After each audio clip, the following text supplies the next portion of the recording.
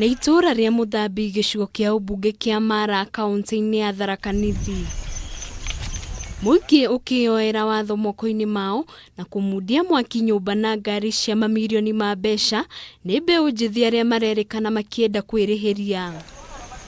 Kũringana na Cibu wa Muthambi Aldfred Munene augite ayuthi kuma gicagi kia Mbeu maihuirwo ni marakara thutha wa umwe wao kugurario uuru na gũcoka gukua ni umwe wa aikari gicagi-inĩ gĩa Kimucii, na kũringana na riboti ĩrerekereirio ni Cibu ũndũ ũyũ wĩyumĩrĩtie kumana na ngũĩ cia kimucii. Watu wa eneo la Kabinga vijana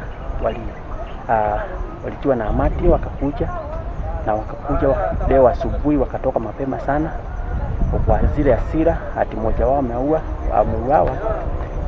Wakakuja na wakavamia mboma ya mzee anaitwa Paris ambaye ndiye baba kijana aliuawa, na wakaichoma, lakini mwenye mboma hakuwepo. Mwena-inĩ wake mũrũgamĩrĩri wa rũhonge rwa marĩhi thutha wa mĩtino Laura Kedode augite borithi nĩ mambĩkĩte ũthuthuria na kũria mũingĩ kũhũra riboti ta ici ceceni-inĩ cia borithi nĩguo kũgirĩrĩria ciiko ta ici kũhanĩka handũ ha kuoya watho moko-inĩ mao.